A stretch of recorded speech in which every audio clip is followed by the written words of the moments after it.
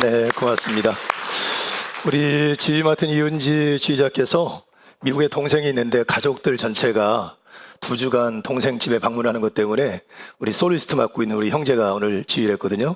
굉장히 많이 떨렸을 텐데 다음 주까지 해야 됩니다. 잠깐 좀 일어나죠. 격려 박수 한번 쳐주시기 바랍니다. 고맙습니다. 감사합니다. 오늘부터 몇 주간 하나님 나라 백성의 삶이라고 하는 주제를 가지고 같이 말씀을 좀 나눠보려고 합니다. 마태복음 5장부터 7장까지를 산상수훈이라고 일반적으로 얘기를 하죠. 이 산상수훈은 단순하게 인간이 이렇게 살아야 된다는 어떤 윤리적인 교범을 말씀한 거라기보다는 하나님 나라 백성들은 이렇게 살아야 됩니다라고 하는 예수님의 교훈의 말씀을 산상수훈이라고 말할 수 있다는 생각이 듭니다. 지지난주에 제가 설교하면서 복음이라는 것에 대한 말씀을 드리면서 바울 사도가 전했던 복음, 예수님의 십자가의 죽음과 부활 중심으로 말씀을 드렸잖아요. 근데 실은 이 복음이 처음 등장한 것이 아니라 그 전에 원형 복음이 있습니다. 그래서 바로 예수님께서 전하신 복음인데요. 그것이 우리가 읽은 오늘 본 말씀에 나와 있는 회개하라 천국이 가까웠다. 4장 23절에 나온 말씀 천국 복음을 전파하며 할 때 예수님께서 처음 복음을 전파하셨어요. 근데 예수님이 전파하신 복음은 하나님 나라에 대한 복음이거든요. 이건 우리말로 번역하면 이런 겁니다. 이제 하나님의 나라가 이 땅에 임했다. 이게 예수님이 선포한 복음이에요. 그러니까 예수님은 하나님의 나라가 지금 이 시점에 이미 임했다. 너희들 한 건데. 그래서 죄, 질병, 이 땅에는 모든 눌림과 묶임으로부터 자유케 하는, 심지어 나중에는 사망으로부터 생명으로 옮겨지게 하는 놀라운 구원의 역사를 풀어가시죠. 그 하나님의 나라에 대한 복음, 그것이 오늘 우리가 읽었던 성경 말씀에 등장하는 예수님의 복음의 말씀이라고 말할 수 있습니다. 근데 오늘 말씀을 보면 하나님의 나라가 임했다라고 하는 말씀으로 끝나지 않고 앞에 회개하라 하나님의 나라가 임했다는 말씀을 하고 계시거든요. 일반적으로 사람들이 회개가 하나님의 나라를 오게 하는 도구처럼 생각하는데 그것이 아니고 하나님의 나라가 임했습니다. 하나님의 나라에 응답하고 하나님의 나라에 속한 자가 되기 위해서 우리가 해야 될 것이 뭐냐면 회개라고 하는 것입니다. 여러분, 회개라고 하는 것은 여러 번 제가 여러분에게 말씀을 드려서 다 알고 계시겠지만 메타노이아라고 하는 말씀이라고 했잖아요. 방향전환, 생각과 가치관의 조정, 변화, 이런 걸 얘기해요. 예수 믿기 전에 이전에 내 삶의 방식을 청산하고 예수 믿고 난 이후에 새로운 삶을 살아가기 위해서 삶을 하나님께로 조정하고 하나님의 뜻으로 조정하는 결단들을 회개라고 말할 수 있습니다. 바울 사도는 예수를 믿고 난 이후에 자신의 변화에 대해서 이렇게 얘기했어요. 보라, 이전 것은 지나갔으니 이제는 새 것이 되었도다. 이제 나는 나로 살지 않고 내 안에 계신 그리스도로 살아간다. 이게 여러분 바울 사도가 얘기한 거거든요. 새 것이 되었어요. 그리고 이제는 더 이상 내가 내 삶의 주인이 아니라 내가 구원의 주로 모셔드린 그분의 다스림 안에 거하는 삶을 살게 되면서 나로 살지 않고 내 안에 계신 그리스도로 살아가는 삶을 살아갑니다. 이것이 바울이 고백했던 거거든요. 이게 바로 예수님의 복음에 맞는 하나님의 나라 백성의 삶의 모습이라고 말할 수 있어요. 자, 여러분, 복음을 받았죠? 복음을 복음이 진리하고 믿었기 때문에 여러분 그 복음으로 통하여서 예수 그리스도를 여러분의 구원의 주로 맞아들였어요. 맞죠? 그래서 여러분들이 구원받은 하나님의 자녀가 되고 하나님 나라 백성이 되었습니다. 믿으시죠? 이것이 여러분 성경에서 얘기하는 거예요. 그러면 하나님 나라 백성이 되었습니다. 그러면 어떻게 살아야 되죠? 근데 예수를 믿고 하나님 나라 백성이 되어서 삶을 살아가는데 예수 믿기 이전의 삶을 그대로 연장해서 살아가야 되나? 아니면 내가 이제 하나님의 사람이 됐고 하나님 나라 백성이 되었으니 새로운 삶을 살아가야 되나? 성경은 우리에게 새로운 삶을 살아가야 된다고 얘기를 하는 거죠. 그 새로운 삶으로의 변화와 결단이 회개라고 하는 말씀으로 하고 있는 겁니다. 오늘 우리가 읽은 성경 말씀은 본문이 좀 많습니다. 4장의 본문도 있고 5장의 본문이 있는데 4장 17절을 보면 회개하라 천국이 가까웠느니라 하고 예수님께서 이제 천국 복음을 전파하신 다음에, 그리고 그 뒤에 나오는 말씀은 예수님께서 제자들을 부르시는 이야기예요. 시몬과 그리고 안드레 그리고 야고보와 요한, 이 제자들을 부르는 이야기가 나오죠. 그때 예수님께서 뭐라고 하십니까? 너희는 나를 따르라. 내가 너희를 사람 낚는 어부가 되게 하겠다 말씀하셨어요. 나를 따르라. 예수님의 따르라는 말씀을 듣고 시몬과 안드레, 야고보와 요한이 예수님을 따르기로 결단하고 제일 먼저 한 일이 무엇입니까? 여러분 성경을 보면 20절에 뭐라고 나와 있어요? 같이 읽을까요? 시작. 그들이 곧 그물을 버려두고 예수를 따르니라. 자, 22절 같이 읽습니다. 그들이 곧 배와 아버지를 버려두고 예수를 따르니라. 버려두고 따랐다는 거예요. 예수님이 너희들 나를 따르라 그랬을 때 제자들이 제일 먼저 한 일은 버리는 일이었어요. 이 버려두다는 말의 헬라어 원어를 보면 아펜테스라고 하는 말인데 보내다, 놓아주다, 떠나다, 포기하다, 내어주다 이런 의미를 담고 있지만 조금 더 의역을 하면 붙잡고 있는 것, 끌어안고 있는 것을 놓아주다, 내려놓다 이런 뜻이에요. 자, 안드레, 시몬, 야고보, 요한이 예수의 부름을 받았어요. 예수의 제자로서 새로운 삶을 살기 결단했어요.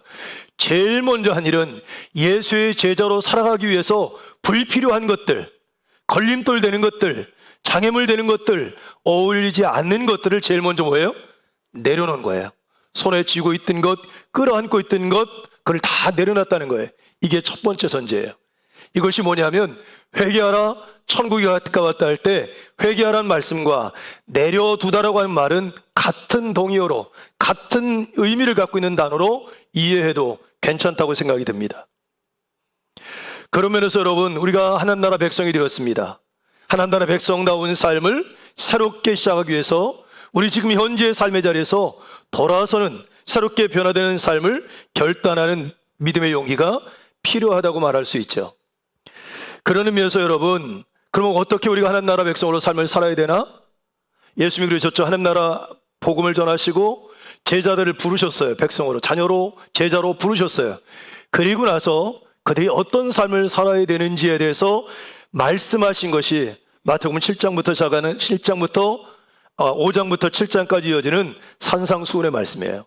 그러니까 이 말씀은 하나님 나라 백성들은 이와 같은 삶을 살아야 된다는 말씀을 교훈해 주고 있다 하는 겁니다. 근데 오늘 재미있는 것은 이제 오늘부터 우리가 이제 5장부터 7장까지 주제를 가지고 쭉 말씀 묵상하려고 하는데, 근데 오늘 예수님께서 하나님 나라 백성의 삶을 이야기하면서 제일 먼저 다룬 것이 복이었어요. 복에 관한 내용. 왜 그러셨을까요? 왜 복에 관한 내용을 제일 먼저 다루셨을까? 여러분, 세상에 살아가는 모든 사람들은 가치관을 갖고 있습니다.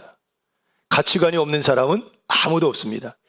가치관이라는 것이 어떤 거냐면 사람이 무엇을 중요하게 여기고 중요하게 여기지 않는지, 무엇을 좋게 여기고 좋게 여기지 않는지를 판단하는 마음의 기준이라고 말할 수 있어요. 가치, 무엇을 가치 있게 보는 관점을 얘기를 해요. 사람은 그것을 다 품고 있습니다.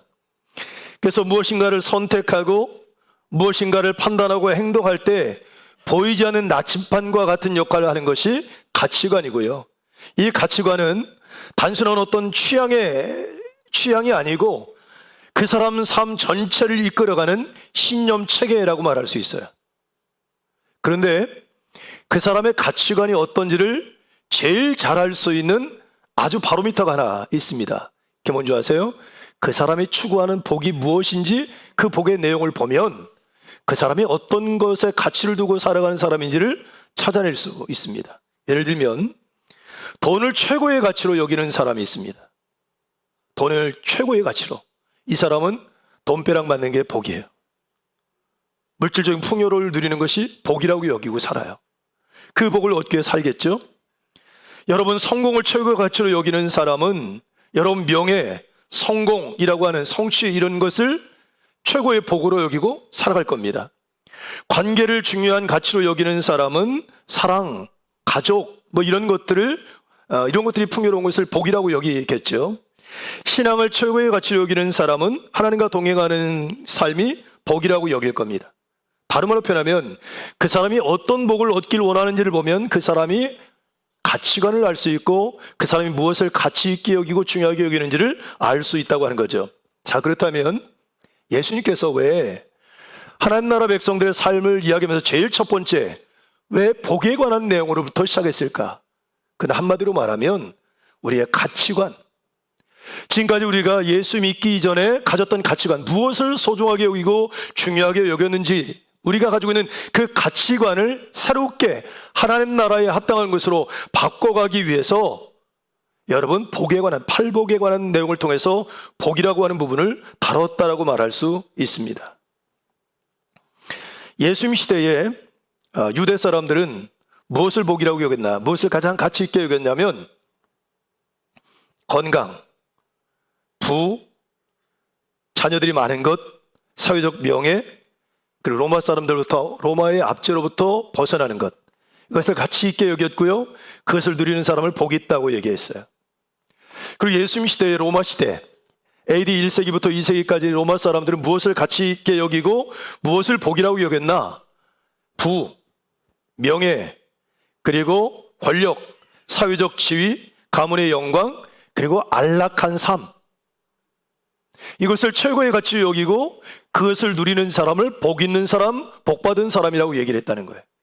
이런 시대에 이제 그리스도인들이라면 세상 사람들, 그때 당시의 사람들은 물질적인 풍요로움이 복이라 최고의 가치로 여기고 명예와 권력, 건강과 장수, 쾌락과 안락한 삶을 최고의 가치로 여기고 그것을 복이라고 여기고 그것을 얻기 위해서 최선을 다하는 삶을 살았던 그런 시대. 그때 당시에 많은 사람들이 그것을 가치 있게 여기고 그 가치관을 가지고 살았던 그 시대에 예수님은 우리에게 하나님 나라의 새로운 가치를 가르쳐주고 새로운 가치관을 가지고 삶을 살아갈 수 있도록 도전하신 것이 팔복이라고 말할 수 있다는 거예요. 그래서 신학자들 가운데 이런 분들이 계세요. 이 팔복은 가치관의 혁명이라고 얘기를 해요. 심지어 로마 제국이 가지고 있는 가치 체계에 대한 정면 도전이라고 얘기를 합니다. 자, 그러면 한번 우리에게 적용해 봐요. 지금 여러분들도 가치관이 있죠. 소중하게 여기는 가치가 있어요. 여러분, 최고의 가치가 무엇입니까? 가장 중요하게 여기는 것. 네, 이럴 때 그냥 하나님이십니다 뭐 이렇게 얘기하시겠지만 여러분, 솔직하게 뭐니 해도 뭐니가 최고예요? 참 묘하게 AD 1, 2세기 그 로마 시대 사람들이 가졌던 가치, 그 가치관, 그리고 이미 시대가 지나서 우리 한국 사람들이 현재 시점에 가지고 있는 가치, 그리고 가치관 보면 거의 비슷해요. 돈, 물질, 명예, 성공, 무병장수하는 거, 편안하고 안락한 거 거의 차이가 없어요. 여러분들 어떠세요? 많은 사람들이 노력하고 애쓰고 수고하는 이유들이 대부분 다 그것을 얻고 그 복을 누리기 위해서일 겁니다. 그러면 우리는 하나님 나라 백성이 되었습니다. 제가 여러분에게 질문할게요. 여러분, 예수님 구주로 영접하셨죠? 여러분, 하나님 나라 백성인 거 믿으시죠? 이미 여러분 하나님 나라 백성이 되었습니다. 그러면 나는 지금 어떤 것에 가치를 두고 어떤 가치관을 가지고 삶을 살아가는지 오늘 말씀을 통해서 여러분들 스스로 점검해 보시고 다시 여러분들의 신앙의 가치를 온전히 세웠으면 좋겠습니다. 자, 오늘 말씀으로 들어가 봐요. 팔복으로 들어갑니다. 이제 5장 1절부터 들어가는. 자, 여러분, 가난한 사람이 복이 있습니까? 부자가 복이 있습니까? 우리 가치 개념으로는 가난한 사람이 부자라고요? 가난한 사람이 복이 있다고요? 우리 개념으로 보면 부자가 복이 있다고 생각해요. 부자가. 근데 예수님은 어떤 사람이 복이 있다 그래요? 가난한 사람이 복이 있다 그래요. 여기서 이 가난하다는 말은 어느 정도냐면 푸토코스라고 하는 헬라어인데 누군가의 도움이 없이는 생존이 불가능한 절대적 빈곤을 얘기를 해요. 진짜 누가 밥을 한 끼를 주거나 물 한 간을 주거나 빵 하나를 주고 우유 하나를 줘야 살 수 있을 만큼의 절대적 가난을 얘기해요. 우리말로 말하면 죄송합니다. 똥끝 찢어지는 가난이라고 말할 수 있어요. 여러분, 그 표현 왜 그 말이 나오는지 아세요? 우리나라에? 저희 어머니한테 전 들었거든요. 옛날에 정말 먹을 게 없었을 때 소나무 껍데기를 벗긴대요. 벗기면 그 안에 하얀 그 얇은 그게 나온대요. 그런 게 막 빠가지고 그걸 음식을 만들어서 먹는다네요. 근데 그게 섬유질이 너무 많아가지고 그걸 많이 먹으면 이게 나중에 뭐가 걸려요? 변비가 걸리는 거예요. 그래서 진짜 똥꼬가 찢어지는 거예요. 변을 볼 때. 그 그 똥꼬 찢어질 만큼 가난하다는 말이 그만큼인 거예요. 그러니까 처먹금 피하는 삶을 얘기하는 거예요. 여기 가난은 그런 가난이거든요. 근데 그런 사람이 뭐가 복이 있다고 생각해 우리가 보기엔? 그건 복이 아니죠. 근데 뭐에 대하여 가난함을 느끼는 사람이냐 하면 하나님에 대하여 가난함을 느끼는 거예요. 예를 들면 이런 겁니다. 하나님 없이 살 수 없음을 알고 하나님이 내 삶에 절대적으로 필요함을 알고 하나님을 구하는 가난한 심령, 이 마음을 갖고 살아가는 사람이 하나님 나라 백성의 모습이고, 그런 마음을 갖고 살아가는 사람이 복이 있는 사람이라고 얘기하는 거예요. 여러분, 많은 사람들이요, 하나님에 대해서 배고파하지 않아요. 하나님에 대하여 가난하지 않아요. 처음에는 막 어렵고 힘들잖아요. 하나님 없이 못 삽니다. 도와주세요. 막 그래요. 게다가 문제가 해결되면요, 하나님 없이 잘 살 수 있다고 생각을 해요. 아무 의미가 없다고. 하나님 안 계셔도 그만, 그런 존재로 여길 때가 되게 많거든요. 근데 여기서 말하는 가난은 어떤 가난이냐면, 하나님의 존재가 내가 건강할 때, 병약할 때, 부자일 때, 가난할 때 상관없이 나는 하나님 없이는 존재할 수 없는 사람입니다. 내 삶에 하나님이 꼭 필요합니다. 하나님 나와 늘 함께 해주십시오. 그 하나님에 대하여 가난한 마음을 갖는 것, 이게 첫 번째 하나님 나라 백성들이 가져야 될 삶의 모습이라는 거예요. 여러분은 어떻습니까? 하나님 계시면 좋고 안 계시면 안 계셔도 괜찮고 그냥 별 의미가 없습니까? 여기서 말하는 하나님에 대하여 가난함은, 마음이 가난하다는 건 하나님 존재에 대한 간절한 마음을 얘기하는 거예요. 하나님 나라 백성은 하나님 향한 그 마음을 갖고 살아가는 사람, 여러분 모두가 그 마음을 회복할 수 있기를 주님의 이름으로 축복합니다. 자, 두 번째, 여러분, 애통하는 사람이 복이 있습니까? 행복해서 웃는 사람이 복이 있습니까? 너무 쉬운 질문을 해서 잘 모르나요? 행복해서 웃는 사람이 복이 있죠. 근데 예수님 뭐라고 하시냐면 애통하는 사람이 복이 있다 그래요.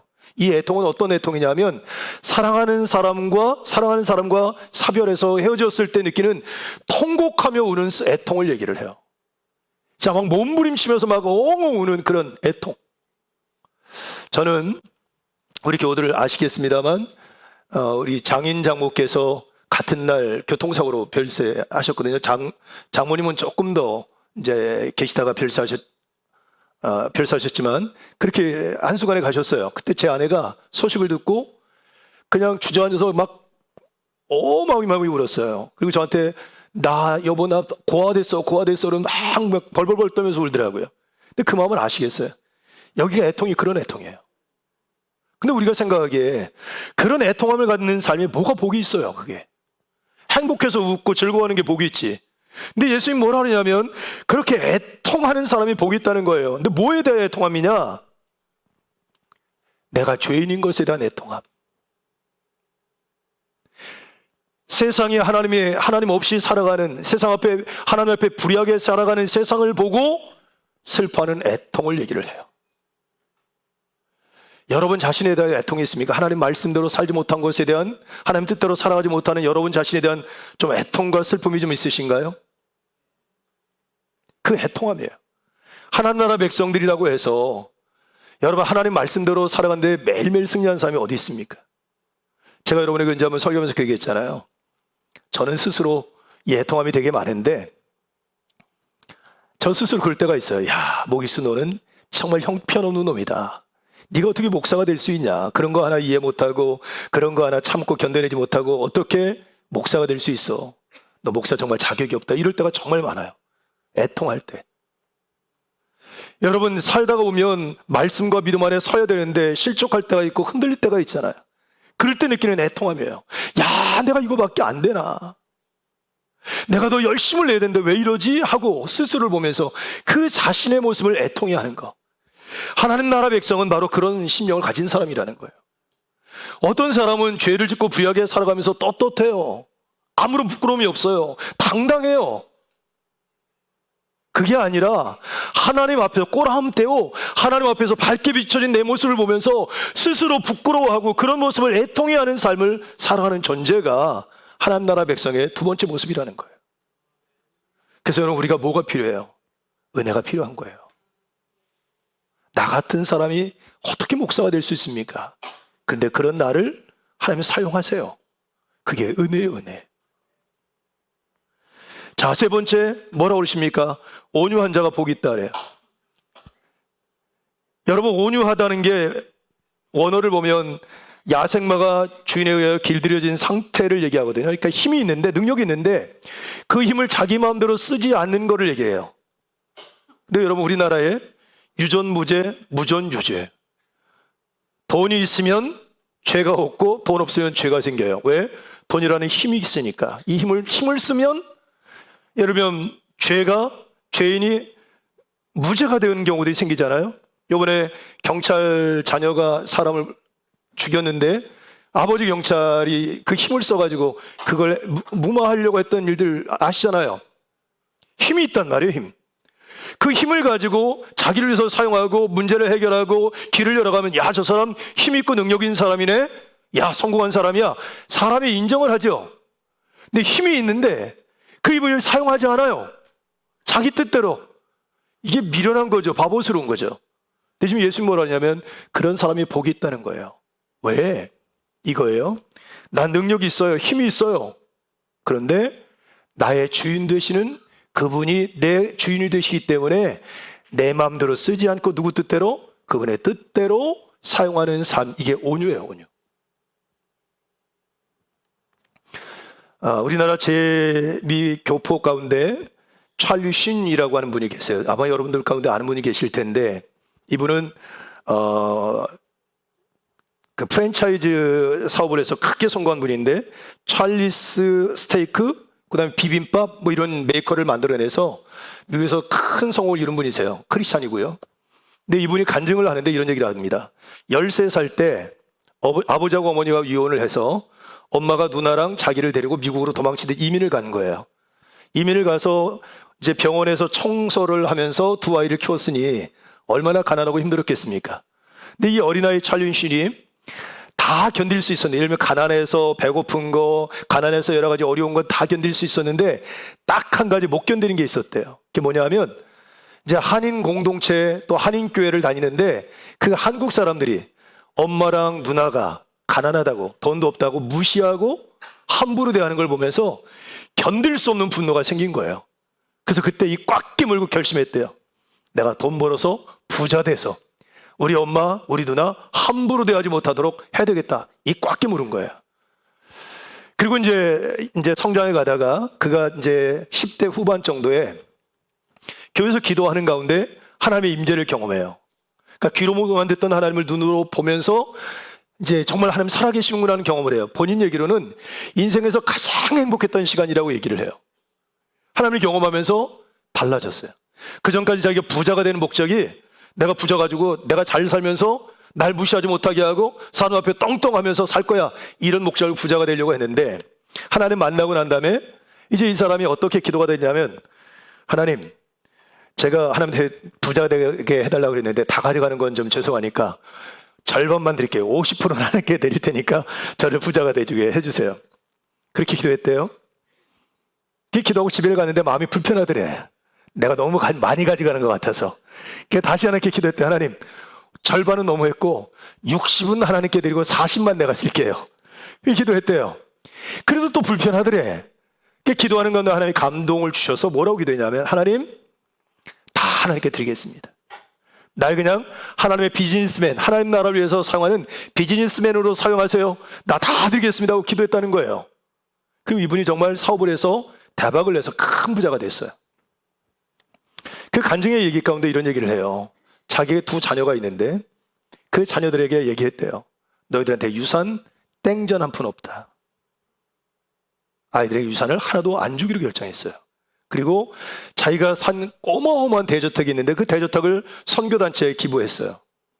그리고 선교단체가 거기서 이제 숙소로 쓰기도 하고 세미나도 하기도 하고 다양한 형태를 하는데, 그 숙소를 운영하는데 그 유지비만 1년에 웬만한 큰 집 한 채 값이 들어간대요. 서울에 아파트 한 채면 우리 동네만 해도 한 30억, 20억 그 정도 돈이 들어가는 거예요. 그걸 다 해요. 그 삶을 살아요. 그분은 이게 다 누가 번 거예요? 정말 고생해서 성공했거든요. 자기가 능력이 있어요. 돈도 있고 재력도 있는데 자기 뜻대로 쓰지 않아요. 주인 되시는 그분의 뜻대로 사용하도록 내어드렸어요. 이게 뭐라고요? 온유라는 거예요. 온유. 그냥 성품이 부들부들한 게 온유가 아니에요. 그럼 여러분 온유하십니까? 어느 날 여러분한테 이제 목사님이 제가 집사님 우리 교회 이런 봉사할 게 있는데 시간 내서 이것 좀 봉사합시다 그러면 목사님 잠깐만요. 안 되겠는데요. 바쁜데요. 약속 있는데요. 그러시는 분들도 계실 수도 있고 그래요 목사님 언제입니까? 알겠습니다. 제가 약속 정리하고 그날 꼭 시간 내서 섬기겠습니다 하는 분이 계실 수도 있죠. 여러분들 어디에 속하세요? 온유는 뭐냐면 시간도 내게 아니에요. 생명도 내게 아니에요. 내 모든 것이 내게 아니에요. 나는 그분의 다스림 안에 있고 주인 되시는 그분 안에 있어요. 그분이 쓰시고자 하는 것에 나는 순종하는 거예요. 내 마음대로 할 수도 있어요. 근데 그러지 않는 거예요. 이게 온유예요, 온유. 자, 세 번째 하나나라 백성들의 모습이 뭐라고요? 온유. 그 삶을 살고 있습니까? 그 삶을 시작하셔야 돼요. 자, 그리고 여러분, 배부른 사람이 복 있는 사람입니까? 배고픈 사람이 복 있는 사람입니까? 배부른 사람이 부자죠. 근데 예수님 뭐라고 하십니까? 줄이고 목마른 자가 복이 있대요. 여러분, 우리가 열심히 노력하고 애쓰고 수고하는 게 배부르려고 하고 배고프지 않으려고 노력하는 거잖아요. 근데 도리어 배고픈 사람, 목마른 사람이 복이 있다는 거예요. 근데 뭐에 대해서 목마른 사람? 하나님의 의, 공의로운 삶을 살아가는 거. 하나님의 뜻에 합당한 삶을 살아가는 일에 목말라요. 배고파요. 늘 그것을 추구하고 구해요. 여러분 목 한번 목말라 보신 적 있으시죠? 막 운동하고 아니면 등산을 하고 막 목이 막 그냥 정말 너무너무 목마를 때 그때 시원한 물 한 잔 얼마나 그립습니까? 그런 타는 목마름, 그 타는 갈증을 가지고 물을 구하듯이 하나님의 공의로움을 구하고 그 공의로운 삶을 살아가려고 하는 삶의 진지함이 하나님 나라 백성들의 삶이라는 거예요. 여러분들은 뭐에 목말라 하세요? 여러분들은 뭐에 배고파 하세요? 여러분들이 가장 갈증을 느끼는 게 뭡니까? 하나님 나라 백성은 하나님의 의라는 거예요. 의. 어떻게 하면 내가 하나님의 뜻에 맞는 삶을 살아갈까? 어떻게 하면 내가 하나님께 의롭다 칭찬받는 삶을 살아갈까? 이게 가장 큰 관심인 거예요. 이게 하나님 나라 백성의 모습이고 그렇게 살아가는 사람이 복이 있다는 거예요. 자, 긍휼히 여기는 자가 복이 있대요. 여러분 누군가를 위해서 지갑을 여는 게 쉬운 일입니까? 부자가 부자 되는 이유가 있더라고요. 부자가 부자 되는 이유가 뭔지 아시죠? 안 쓰는 거예요. 근데 긍휼히 여기는 건 뭐죠? 지갑을 여는 거예요. 이웃이 되어주는 거예요. 누군가의 아픔과 슬픔을 보면서 공감하고 자기의 시간을 내고 물질을 내어서 함께 해주는 마음들, 그런 사람이 하나님 나라 백성의 삶이라는 거예요. 여러분 마음이 청결한 자가 복이 있다 그래요. 청결하다는 게 뭡니까? 섞이지 않은 순수하고 깨끗한 마음을 얘기하거든요. 근데 이게 무슨 복이 있습니까? 요즘에 포커페이스 잘해야 되고요. 그렇죠? 속에 막 불편한 마음이 있어도 감추고 안 그런 척 하고 그래야 여러분 처세술의 달인이 되어서 성공할 수 있는 거 아니에요? 성경 표현대로 외식하는 거. 속은 그렇지만 겉은 아닌 그런 척하고 그렇게 처세해서 자기가 목적하는 것이 이루어가는 것을 실력 있다. 그리고 잘하는 삶이다. 라고 얘기하잖아요. 성경 뭐라 하냐면 그게 아니라는 거예요. 그 마음도 겉도 똑같아야 된다는 거예요. 그러니까 사람과 하나님 앞에 정직한 삶을 살아가는 게 하나님 나라 백성의 삶이라는 거예요. 여러분 제가 그 얘기했죠. 우리 그리스도인들은 속을 볼 수 있어야 된다 그랬어요? 속을 볼 수 없다 그래요? 볼 수 없어야 된다 그랬어요? 속을 볼 수 있어야 된다고 생각했어요. 그리고 예측 가능한 사람이 되어야 된다 그랬습니까? 예측 불가능한 사람이 되어야 된다 그랬습니까? 예측 가능한 사람이 되어야 된다 그랬어요. 이 사람은 내가 뭘 해도 이렇게 반응할 사람이야. 왜? 우리 안에 예수 그리스도가 계시고 그분의 사랑이 있으니까. 이 사람은 어떻게 행동할지 어떻게 말할지 모르겠어. 예측을 모르겠어. 여러분 이건 합당하지 않은 모습이에요. 근데 청결하다고 하는 건 바로 그런 걸 얘기해요. 겉과 속이 꼭 똑같은 투명한 모습들. 여러분 화평케 하는 자가 복이 있답니다. 화평케 하는 게 뭐가 복이 있어요? 성공하기 위해서 승리하기 위해서 수단과 방법을 가리지 않고 싸우고 피를 흘리고 상대방을 해코지 하고 심지어 죽이는 일까지 가능할 수 있는데 여러분 지금 이란이 또 전쟁이 일어났잖아요. 여러분 그걸 어떻게 봅니까 지금? 저는 여기 이 말씀들을 보면 하나님 나라 백성의 삶의 모습은 결코 아니라고 생각을 해요. 왜냐하면 그 전쟁은 겉으로는 뭐 의를 얘기하지만 석유 전쟁이고 패권 전쟁이고 어떤 개인적인 어떤 욕망들, 어떤 특정 집단들의 욕망들이 투영되어 있는 거거든요. 그걸 얻기 위해서 피를 흘리고 상대방을 생명을 함부로 해치는 일들이라고 생각해요. 전혀 하나님 나라 백성에 맞는 일들이 아닙니다. 하나님 나라 백성은 화평케 하는 거예요. 평화를 이루는 것. 스스로 빵이 되어주고 포도주가 되어주면서 예수님처럼 갈라지고 쪼개진 것을 하나가 되게 하는 존재들이 하나님 나라 백성들의 삶의 모습이라는 거예요. 그리고 마지막, 여러분 편안한 삶이 복이 있는 것입니까? 박해받는 삶이 복이 있습니까? 편안한 삶이죠. 예수님 뭐라 그래요? 박해받는 것이 복이 있다 그래. 매일매일 어려움 당하고 핍박당하고 욕을 먹고 비난을 듣고 하는 것이 복이 있다. 왜요? 그게 왜 복이냐면 하나님의 뜻, 의를 위하여, 하나님의 의를 위하여 박해를 받으며 그것을 감당하며 내며 살아가는 사람이 복이 있다는 거예요. 여러분 예수님 믿다가 하나님의 일 하다가 좀 서운한 것이 좀 생겼어요. 누군가에게 좀 비난을 들었어요. 그럼 여러분 어떻게 하세요? 기뻐하고 즐거워하면서 그 일을 계속 하십니까? 중간에 포기하십니까? 끝까지 해내시죠? 그게 하나님의 사람이라는 거예요. 하나님의 사람이 아닌 것은 자기 의가 드러나거나 자기 뜻이 꺾이거나 내 생각대로 안 되거나 내 마음대로 안 되거나 내가 원하는 대로 되지 않으면